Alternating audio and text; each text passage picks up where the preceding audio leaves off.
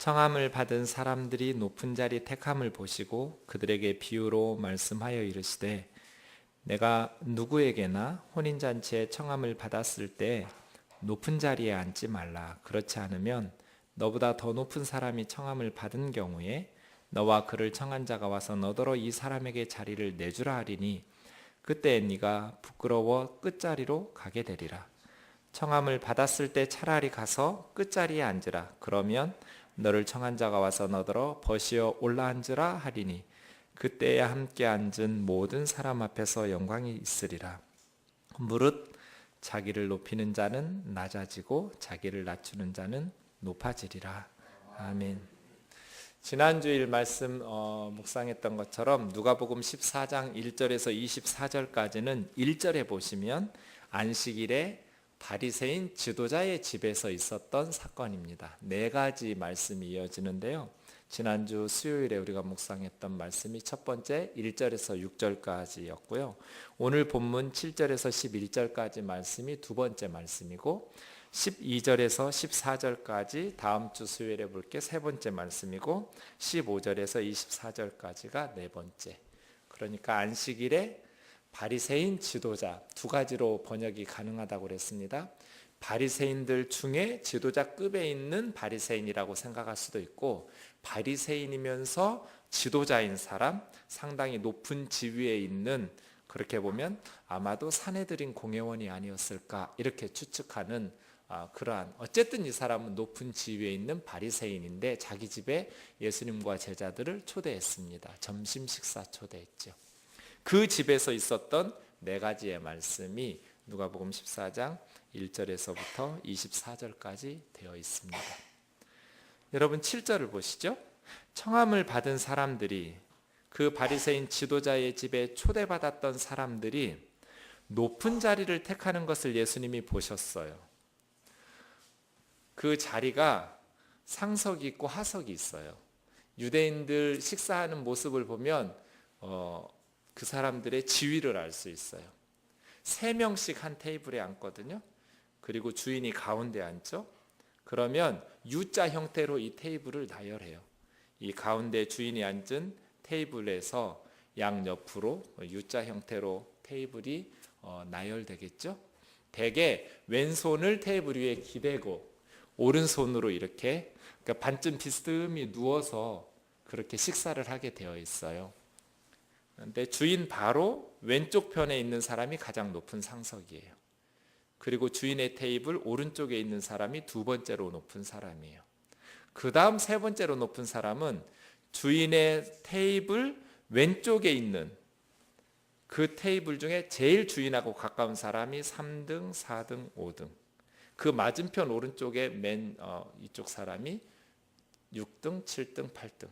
그 다음에 왼쪽 두 번째 테이블에 가까운 쪽에서부터 그 다음에 맞은편 오른쪽, 그런 식으로 각 자리에 순위가 매겨 있어요. 그러니까 예수님께서 딱 그 바리새인 지도자 집에 가서 식사 자리에 앉으시려고 하는데 사람들이 서로 높은 자리를 탐하는 모습을 보셨어요. 저는 가끔 그런 생각해봐요. 예수님께서 원만한 사회생활이 가능하신 분인가? 우리가 사회생활을 좀 원만하게 하려면 다른 사람들이 좀 허물이 있어도 못 본 척하고 눈 감아줘야 돼요.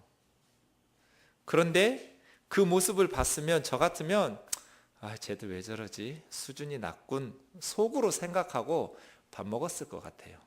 그런데 예수님은 그 자리에서 쏘아 붙였어요. 따로 불러서 제자들한테, 얘들아, 아까 그 밥 먹는 자리에서 바리새인들이 서로 상석을 차지하려고 다투는 거 봤니? 너희는 어디 가서 절대로 그러지 말아라. 그렇게 다 식사 끝나고 제자들과 함께 있을 때 말씀하신 것도 아니에요. 그냥 그 자리에서 그 바리새인들의 높은 자리 택하려는 모습을 보면서 직격탄을 날리셨어요. 물론 비유로 날리셨지만. 비유를 보세요. 네가 누구에게나 혼인잔치에 청함을 받을 때 높은 자리에 앉지 말아라. 만일 그렇지 않으면 네가 나 여기쯤 앉으면 되겠지 하고 높은 자리를 앉았는데 나중에 너보다 더 높은 사람이 오면 주인이 그 사람과 함께 네 자리에, 네 앞에 와서 이분에게 자리 좀 내주라고 그렇게 말하지 않겠냐. 그러면 네가 부끄럽게 일어나서 맨 끝자리로 갈 것이다. 왜 맨 끝자리로 가요? 그 다음 서열부터 전부 일어나서 움직일 수는 없잖아요. 그러니까 말석으로 가게 될 거죠. 그건 얼마나 부끄러운 일이냐는 거예요. 그러니까 차라리 처음부터 말석에 앉으라는 거예요. 어느 집에든지 손님으로 초대를 받으면 끝자리에 가서 앉아라. 그러면 너를 초청했던 주인이 와서 친구여 왜 여기 앉아 있느냐고 이리 올라 앉으라고 높은 자리로 안내해서 앉게 하면 그때 네가 영광이 있지 않겠느냐. 그러면서 무릇 자기를 높이는 자는 낮아지고 낮추는 자는 높아질 것이다. 이렇게 말씀하신 거예요. 예수님께서는 왜 그 자리에 앉아 있는 사람들의 허물을 직격탄을 날리면서 지적하셨을까요? 이거 참 쉽지 않은 거거든요. 이 사람들 유대 사회의 지도자예요. 신분이 낮은 유대인들이 말석을 찾아서 앉으면 그 사회는 변화되지 않아요. 그런데 이 신분이 높은 사람들이 높은 자리를 탐하지 아니하고 말석에 앉기 시작하면 세상이 뒤집어져요. 그 공동체가 행복해져요. 예수님께서 그 사람들을 향해서 말석으로 가서 앉으라고 이야기하는 이유가 거기 있어요. 그런데 그러냐고. 내가 그럼 이제라도 말석으로 가겠노라고 부끄러워하면서 내려가는 사람이 없었어요. 우리가 여기서 기억해야 될 것은 올바른 말씀을 들었다고 해서 삶이 변하는 것은 아니에요. 성경적인 설교를 들었다고 해서 내 삶이 변하는 게 아니라는 것을 주의하셔야 돼요.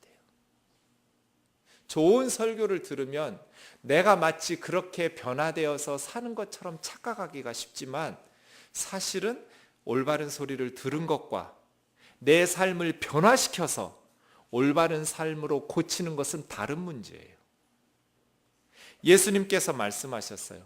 어찌 보면 정상적인 사회생활이 불가능할 만큼 매우 무례하게 날카롭게 그들의 허물을 지적하셨어요.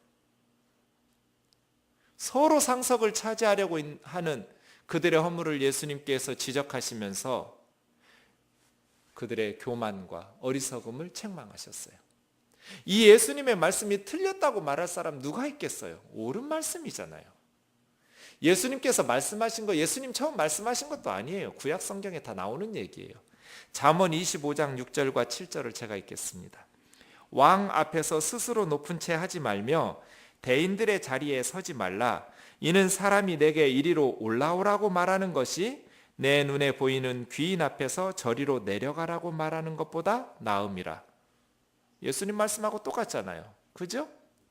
왕 앞에서 스스로 높은 채 하지 말고 대인들의 자리에, 큰 사람의 자리에 상석에 앉지 말라는 거예요.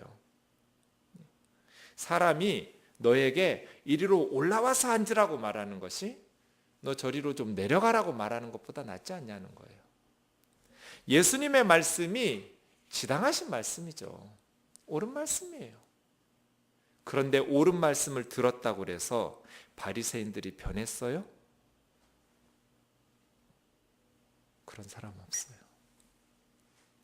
올바른 삶이 자신의 체면을 꺾을 때, 자기의 만족을 위해서라면 사람들은 기꺼이 올바르지 않은 것을 선택해요. 잘못된 것을 알지만 그 자리에서 버틴다고요. 이런 거를 세 글자로 똥꼬집이라고 그래요.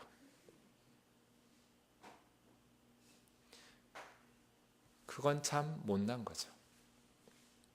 여러분 그런 경험 있으세요? 지하철이나 버스를 탔는데 할아버지 할머니를 본 순간 일어나지 않으면 그 타이밍을 놓치면요 점점 힘들어져요.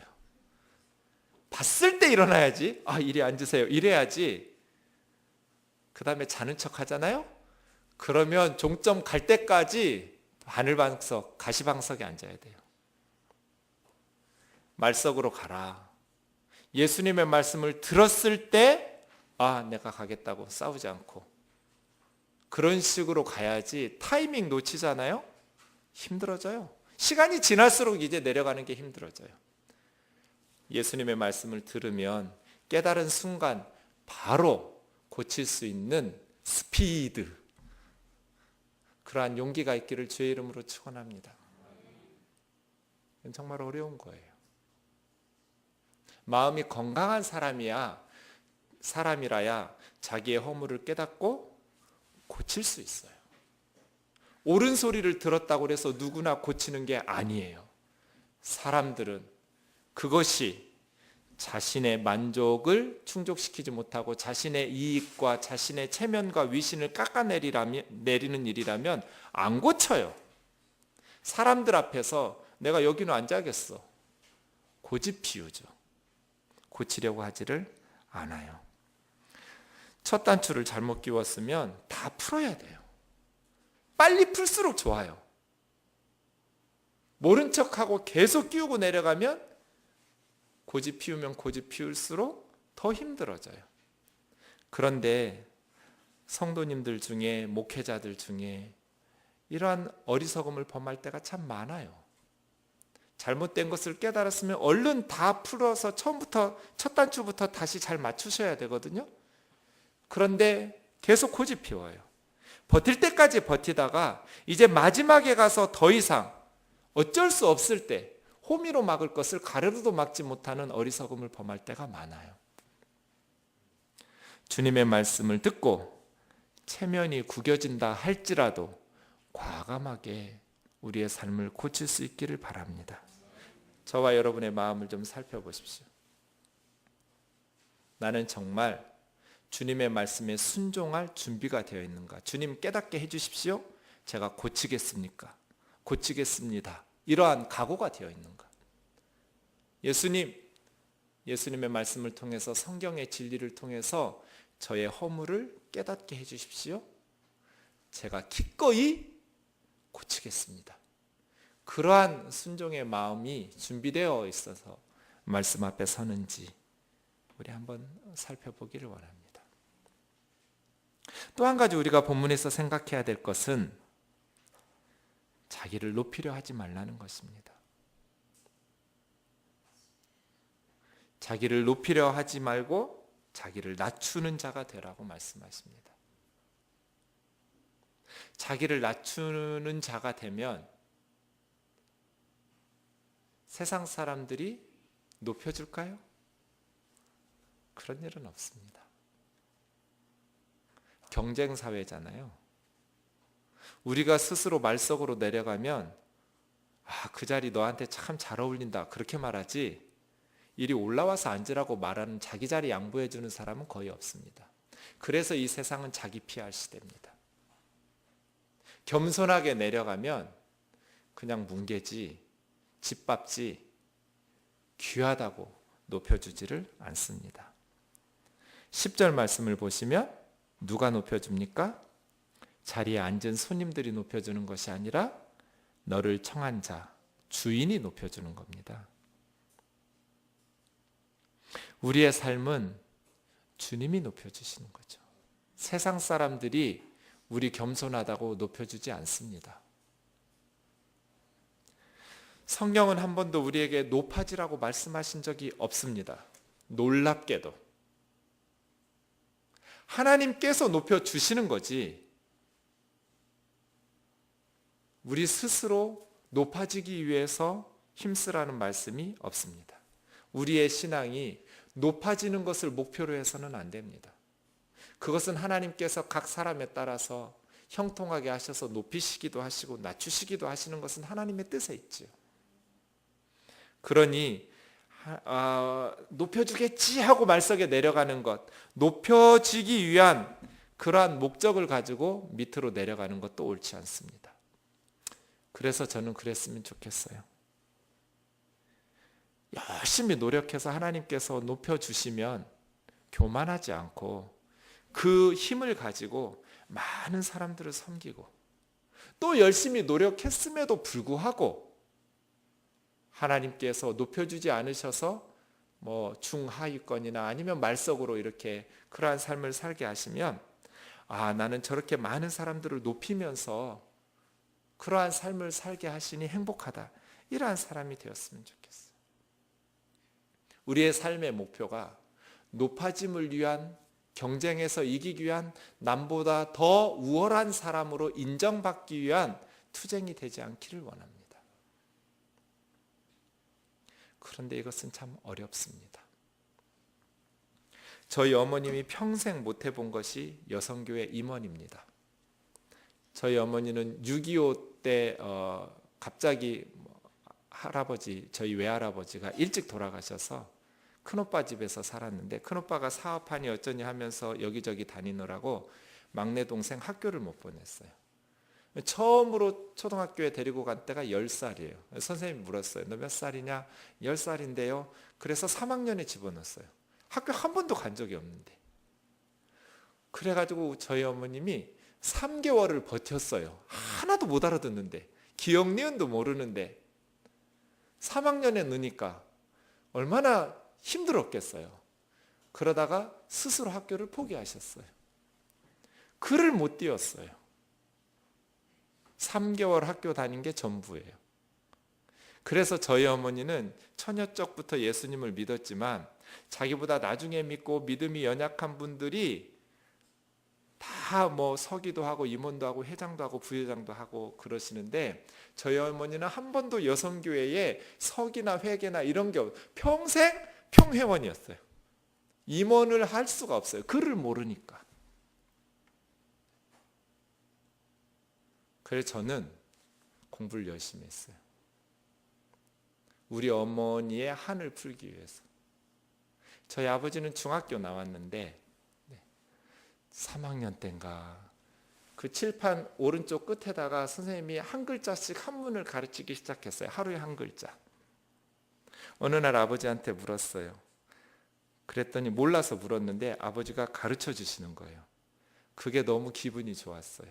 우리 아버지가 나에게 공부를 가르쳐 주는 게, 농부신 아버지가 나에게 공부 가르쳐 주는 그 기분이 너무 좋았어요. 근데 처음에는 한문이 쉽다가 이제 뒤로 갈수록 점점 어려운 한자가 나올 거 아니에요? 그 다음부터는 제가 아는 글자인데 그냥 아버지가 가르쳐 주는 게 좋아서 물은 적도 많아요. 모르는 척하면서 아빠 이게 무슨 글자예요? 그럼 가르쳐 주셨어요. 그렇게 아버지한테 배우는 게 너무 기분 좋았어요.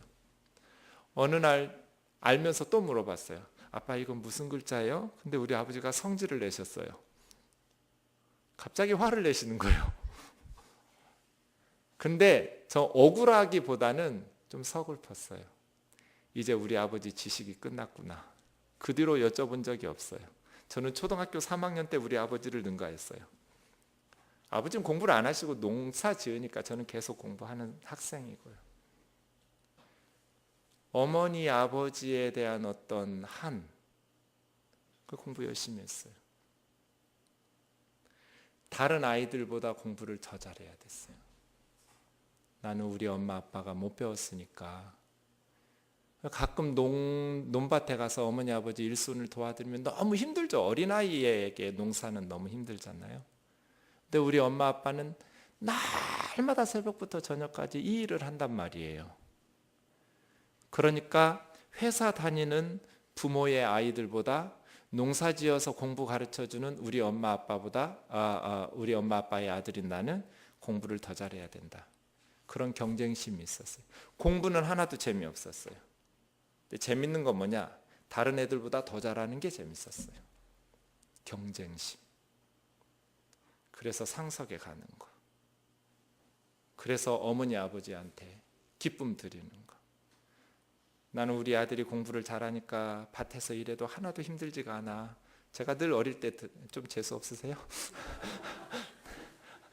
진짜로 그렇게 많이 들었던 얘기예요. 저희 어머니한테.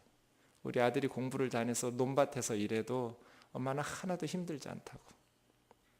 그래서 제가 거짓말을 잘해요. 조금 잘한 걸 더 잘했다고 뻥튀기 하고, 혼날 것 같으면 살짝 고쳐서 어떻게 해야 우리 엄마 아빠가 좋아할 줄을 어려서부터 터득했어요. 몸에 배버렸어요. 거짓말이. 농촌 초등학교는 그냥 뭐 공부 조금만 해도 1등 할 수 있잖아요. 애들 공부 안 하니까. 중학생이 되어서 읍내 중학교에 갔는데 세상에 유치원 다닌 애들이 있는 거예요? 저희 초등학교 유치원 다닌 애가 하나도 없었거든요. 그러면서 이제 뭐 약국집 아들이 전교 1등이었는데 저는 초등학교 때 전교 1등 했는데 중학교 가니까 전교 20등 밖으로 밀려나는 거예요. 읍내 아이들한테 뒤처지는 거죠. 기를 쓰고 걔들을 이기려고 공부하다가 1년 지나서 2학년 1학기에 제 몸에 가장 약한 위가 터져버렸어요.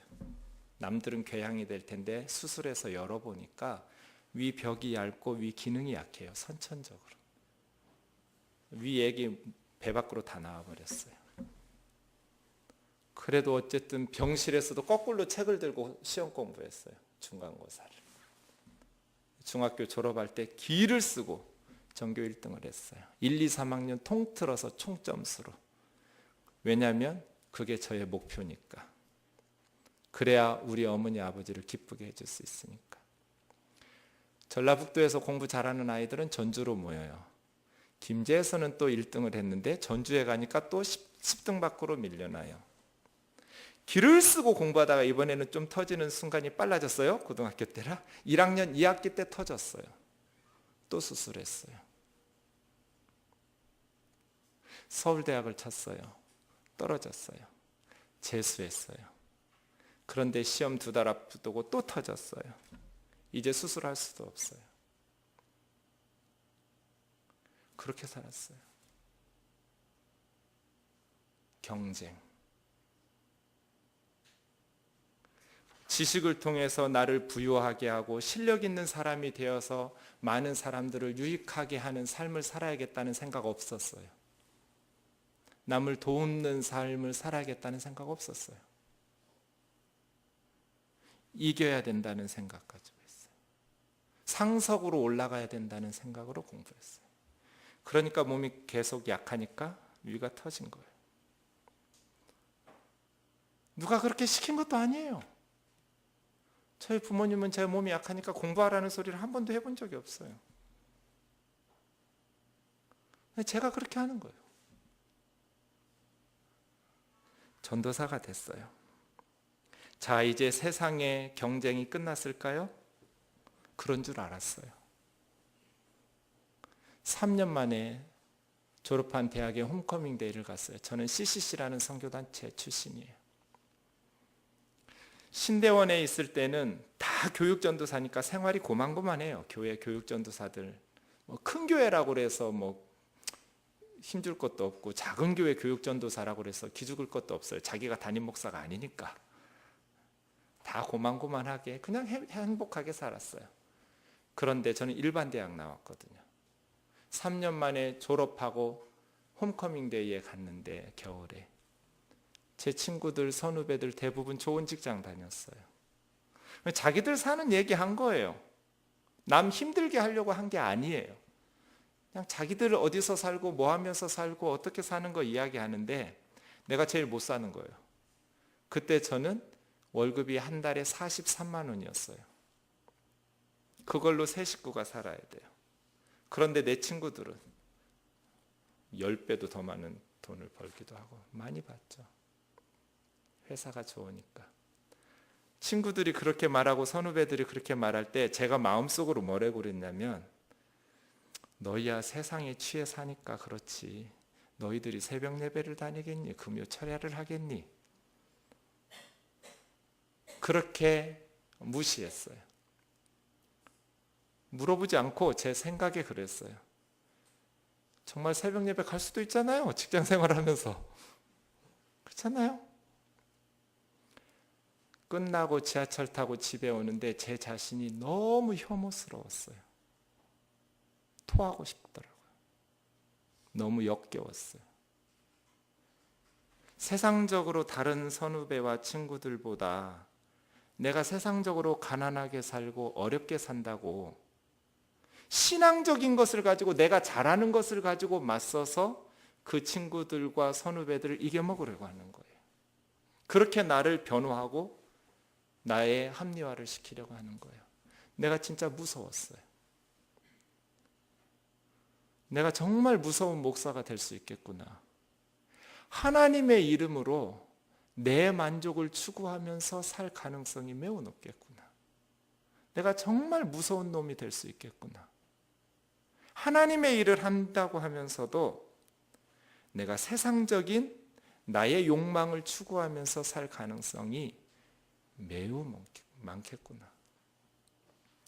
그 뒤로 정말 죽을 만큼 기도했어요. 나 좀 살려달라고. 하나님의 일을 하면서 나도 모르는 사이에 하나님을 높이면서 나도 높아지겠다고 그렇게 발버둥 치지 않게 해달라고. 사람들로부터 인정받으려고 하고 사람들로부터 존경받으려고 하는 이 속물근성, 세상적인 것으로 목회를 통해서 추구하려고 하는 이 어리석음을 변화시켜달라고 정말 열심히 기도했어요. 그리고 그 기도는 지금도 자주 해요. 저는 저를 믿을 수가 없어요. 남을 속이기 전에 내가 먼저 나를 속이거든요. 그래서 정작 본인은 모를 때가 많이 있어요. 사랑하는 형제 자매 여러분, 제 이야기를 길게 한 이유가 뭡니까? 제가 살아보니까 말석으로 내려가는 것, 이 세상에 살면서 높여주실 하나님, 천국에 가서 높여준다는 게 아니라 하나님께서 참 반듯하게 건강하게 산다라고 인정해 주시는 게 높여주시는 것인데, 높여주실 그 하나님을 바라보면서 정말 나를 낮출 수 있는가? 이것이 힘들다는 거예요. 신앙 안에서는 쉬운가? 신앙 안에서도 어렵다는 거예요. 그래서 늘 우리는 예수님의 말씀을 기억하면서 스스로 높이려고 하지 말고, 저 높은 곳을 향하여는 천국이잖아요. 이 세상에서 높은 곳이 아닌 그냥 성실히 열심히 살다 보면 하나님께서 때로 높여주시기도 하고 또 때로 낮추시기도 하는데, 낮추실 때는 나 자신을 돌아보면서 건강한 마음으로 신앙으로 영적으로 새로워지고 찌꺼기와 불순물들을 제거하면서 연단되어서 정말 와신상담, 하나님 앞에서 내 신앙과 삶의 인격을 깎아가고, 높여주실 때는 정말 교만하지 않고 하나님의 영광을 위해서 귀한 도구로 쓰임받을 수 있는 마음 건강하고 따뜻한 주의 자녀들 되기를 주의 이름으로 축원합니다. 높아지는 것을 목표로 삼지 마십시오. 다른 사람과 경쟁해서 이기는 것으로 만족을 삼으려고 하지 마십시오. 그때뿐입니다. 혼자 있을 때 공허합니다. 허전합니다. 삶의 인생 기쁨 만족 하나도 없습니다. 하나님 앞에서 언제나 건강한 마음과 믿음으로 살아갈 수 있기를 원합니다. 사랑하는 형제 자매 여러분, 저와 여러분의 마음을 다시 살펴봅시다. 우리는 무엇을 위해서 노력하고 있습니까? 상석을 위해서 노력하고 있습니까? 아니면 정말 예수님께서 우리에게 주신 이 인생을 세상을 섬기면서 하나님의 영광 드러내기 위해서 그렇게 실력 있는 하나님의 백성으로 살아갈 수 있는 그러한 자로 살기 위해서 노력하고 있습니까? 거품 가득하고 허황되고 과장된 그러한 춥고 가난한 인생 살지 말고, 별 볼 일 없는 것 같지만 내공이 있고 실력이 있는 신앙에서나 자기 분야에서나 그러한 삶을 살아갈 수 있기를, 거품 아래로 깊이, 제가 늘 말하는 거품을 걷어버리고 조용히 잠잠히 깊이 있게 우리의 영성을 쌓아가는 주의 자녀들 되기를 원합니다.